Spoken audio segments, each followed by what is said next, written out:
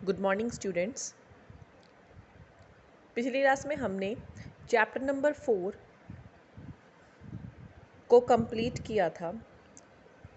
आज की क्लास में मैं आपको इसके क्वेश्चन आंसर्स एक्सप्लेन करने जा रही हूँ, डिस्कस करने जा रही हूँ आपके साथ। ठीक है, तो चलो स्टार्ट करते हैं।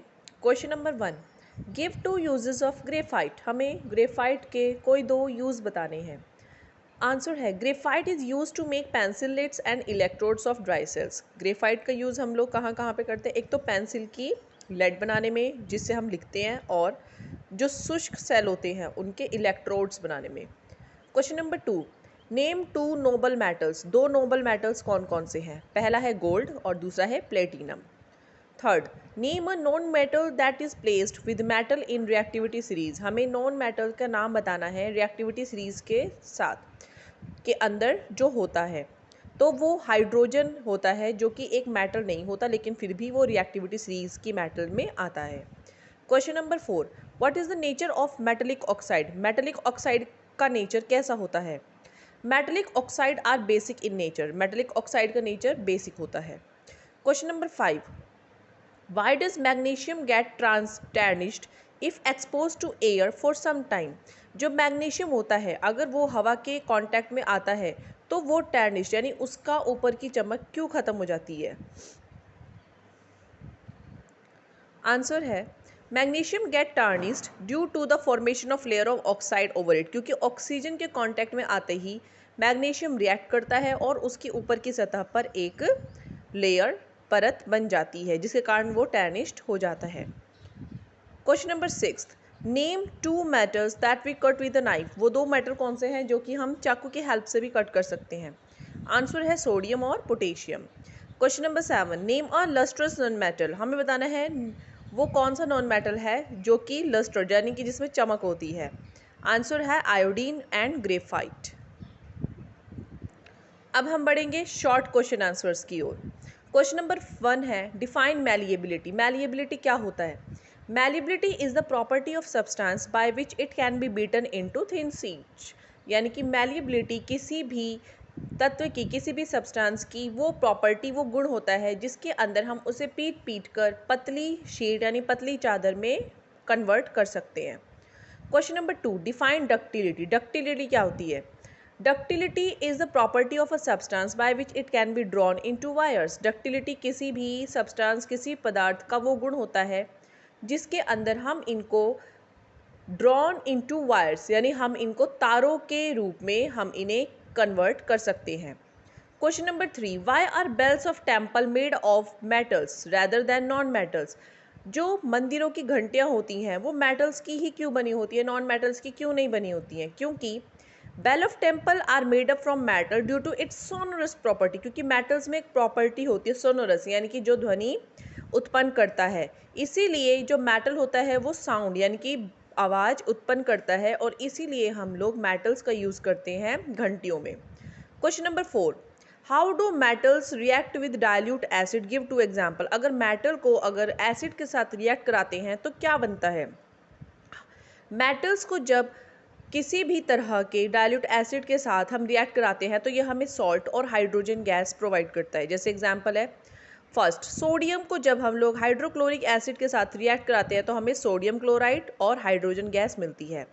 सेम जब मैग्नीशियम यानी मेटल को आप किसी एसिड HCl के साथ आप रिएक्ट करवाते हैं तब हमें मैग्नीशियम क्लोराइड और हाइड्रोजन गैस यानी कि हमें सॉल्ट और गैस मिलती है। Question number 5, what are displacement reactions. Displacement reactions क्या होती हैं, इसका हमें एग्जाम्पल बताना है। डिस्प्लेसमेंट रिएक्शंस वो रिएक्शंस होती हैं जहां पर जो सबसे ज़्यादा रिएक्टिव मेटल होता है वो लेस रिएक्टिव मेटल को उसकी जगह से उसको डिस्प्लेस कर देता है, यानी उसको वहाँ से हटाकर वो खुद उसकी प्लेस को ऑक्यूपाई कर लेता है, भर लेता है, और फिर एक तरह का सॉल्ट बनाता है। जैसे कि magnesium.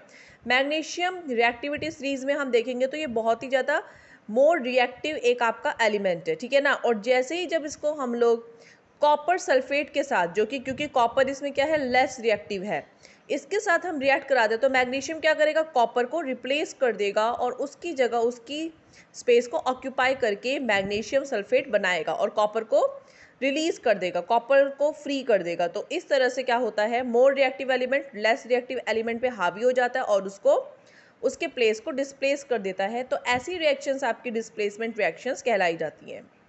Question number 6, which metal is used in fireworks and Y?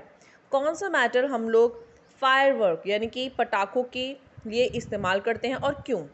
Magnesium का यूज़ करते हैं। क्यों? क्योंकि ये बर्न होने के बाद एक वाइट डेजलिंग लाइट यानी सफ़ेद लाइट, स्पार्कलिंग लाइट प्रोवाइड करता है, इसीलिए फायरवर्क के अंदर मैग्नीशियम का इस्तेमाल किया जाता है। Question number 7, which non metal shows exceptional behaviour? वो कौन सा नॉन मेटल है जो हमें जो नॉन मेटल से अलग बिहेवियर शो करता है? तो वो है आपका ग्रेफाइट और डायमंड। ग्रेफाइट और डायमंड एक ऐसा नॉन मेटल है जिनके बिहेवियर अदर नॉन मेटल के कंपैरेटिवली अलग होते हैं। Now question number 1, how are metal useful to us? ये आपके शॉर्ट में है, ठीक है, शॉर्ट क्वेश्चन आंसर्स में। How are metals useful to us? मेटल्स हमारे लिए किस तरह से यूजफुल रहते हैं?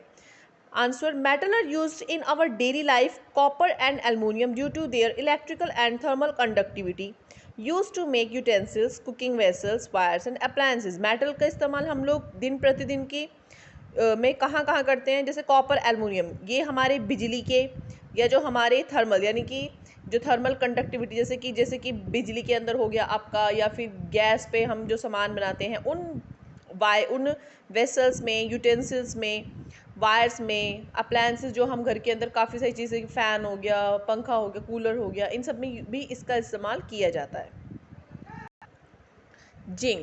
जिंक का इस्तेमाल हम लोग ड्राई सेल्स के अंदर करते हैं, शुष्क सेल में करते हैं। फॉर मेकिंग ब्रिज बनाने में, पाइप, रोड बनाने में, शीट बनाने में इनका मेटल्स का यूज़ किया जाता है। उसके अलावा गोल्ड, सिल्वर, प्लैटिनम, ये ज्वेलरीज बनाने में या फिर और भी दूसरे आर्टिकल्स बनाने में इनका इस्तेमाल किया जाता है। Now question number 2, state various use of non metal. Non metal के हमें और दूसरे यूज बताने हैं। नॉन मेटल का हम कहाँ कहाँ पे यूज़ करते हैं? सबसे पहले हाइड्रोजन। हाइड्रोजन एक आपका नॉन पॉल्यूटिंग एफिशिएंट फ्यूल है, क्योंकि जब हाइड्रोजन को बर्न किया जाता है ईंधन के रूप में तो ये पॉल्यूशन पैदा नहीं करता है। ऑक्सीजन भी हमारे लिविंग बींग्स के लिए यानी कि हम लोगों के लिए, ह्यूमन बींग्स के लिए, जितने भी जीवित प्राणी हैं उनके लिए बहुत ज़रूरी है, क्योंकि बिना ऑक्सीजन के हम लोग सांस नहीं ले पाएंगे तो हम लोग जिंदा भी नहीं रह सकते हैं, we will die. Question number point number 3, sulphur is use for sulphuric acid and skin medicine. Sulphur का इस्तेमाल हम लोग सल्फ्यूरिक एसिड में, क्योंकि सल्फ्यूरिक एसिड का इंडस्ट्रीज़ में और कार में बहुत यूज़ होता है। उसके अलावा स्किन मेडिसिन यानी कि स्किन रिलेटेड जो ऑइंटमेंट होते हैं, मेडिसिन होते हैं, उसमें इसका यूज़ किया जाता है। ग्रेफाइट का यूज़ पेंसिल की लेड बनाने में या फिर ड्राई सेल्स के इलेक्ट्रोड्स बनाने में किया जाता है। नाइट्रोजन भी एक इम्पॉर्टेंट कॉन्स्टिट्यूंट है क्योंकि इसके थ्रू प्रोटीन बनाया जाता है। Now question number 3, compare the physical and chemical property of metal and non metal. Metal और नॉन मेटल के में फिजिकल और केमिकल प्रॉपर्टीज़ को बताना है, जो यहाँ पे हम चार्ट के थ्रू शो कर रहे हैं। फिजिकल प्रॉपर्टी सबसे पहले डिस्कस करते हैं। सबसे पहले प्रॉपर्टी मेटल, नॉन मेटल। मैं यहाँ पे प्रॉपर्टीज़ बताऊंगी, फिर मेटल में वो किस तरह से बिहेव करते हैं, नॉन मेटल में वो किस तरह से बिहेव करते हैं। प्रॉपर्टी, स्टेट, सबसे पहले हम बात करते हैं स्टेट की। मेटल क्या होता है? सॉलिड होता है, जबकि नॉन मेटल सॉलिड, लिक्विड और गैस तीनों स्टेट में पाए जाते हैं। सेकंड, हार्डनेस, मेटल हार्ड होते हैं जबकि नॉन मेटल सॉफ्ट होते हैं। लस्टर, मेटल में लस्ट्रस यानी चमक होती है जबकि नॉन मेटल डल होते हैं। डेंसिटी, मेटल की डेंसिटी हाई होती है, नॉन मेटल की लो होती है। मैलिबिलिटी, मेटल्स को मेलिएबल यानी कि पिघलाया जा सकता है जबकि नॉन मेटल को पिघलाया नहीं जाता। Conduction of heat, metals are good conductor जबकि नॉन मेटल्स होते हैं बैड होते हैं। कंडक्शन ऑफ इलेक्ट्रिसिटी, मेटल्स की कंडक्शन बहुत अच्छा होता है जबकि नॉन मेटल का कंडक्शन बैड होता है। डक्टिलिटी, मेटल्स को आप लोग डक्टाइल यानी कि वायर के अंदर कन्वर्ट कर सकते हो जबकि दे आर नॉन डक्टाइल, आप इनको वायर्स में कन्वर्ट नहीं कर सकते हो। सोनोरिटी, इनके अंदर सोनरस यानी कि साउंड प्रोड्यूस करने की एबिलिटी होती है जबकि ये नॉन सोनरस होते हैं, they can not produce sound. Melting and boiling point, metals का मेल्टिंग पॉइंट और बॉइलिंग पॉइंट बहुत ही ज़्यादा हाई होता है जबकि नॉन मेटल लो होता है, ये थोड़े टेम्परेचर पे ही पिघल भी जाते हैं और बॉयल भी हो जाते हैं।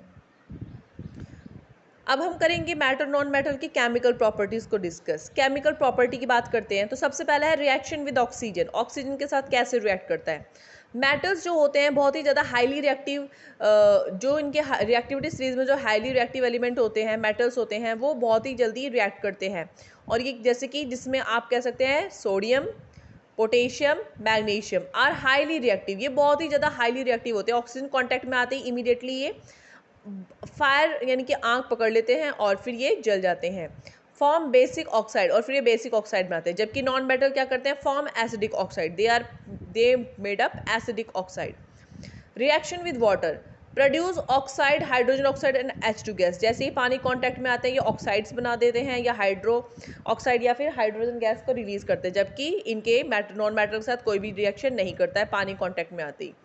रिएक्शन विद एसिड, एसिड के कांटेक्ट में आते ही मेटल्स होते हैं सॉल्ट और हाइड्रोजन गैस को प्रोड्यूस करते हैं, जबकि non metal they will not react. Reaction with base, metals जो होते हैं do not react with base, ये जल्दी से बेस के साथ रिएक्ट नहीं करते हैं एक्सेप्ट सम एलिमेंट, जैसे एल्युमिनियम, लेड और जिंक, ये तीनों ऐसे हैं जो बेस के साथ रिएक्ट करते हैं, वो भी हाईली स्ट्रॉन्ग बेस के साथ। उसके अलावा और कोई भी मेटल रिएक्ट बेस के साथ नहीं करता, जबकि नॉन मेटल में किसी भी तरह की रिएक्शन नहीं होती है। Agents, metals are very good reducing agent, क्योंकि इनके अंदर जो इलेक्ट्रॉन्स होते हैं उनको लूज करने की टेंडेंसी इनकी बहुत अच्छी होती है खुद को स्टेबल करने के लिए, इसलिए they are good reducing agents. जबकि जो नॉन मेटल्स होते हैं दे कैन गेन, ये गेन कर सकते हैं, that is why we can say good oxidising agent. तो ये इसकी फिजिकल और केमिकल प्रॉपर्टीज है। आई होप आप सबको समझ में आया होगा, ये आपको लर्न भी करना है, ठीक है, और अपनी नोटबुक के अंदर अपना काम कंप्लीट करना है। कल की क्लास में हम लोग न्यू चैप्टर 5 करेंगे। Thank you.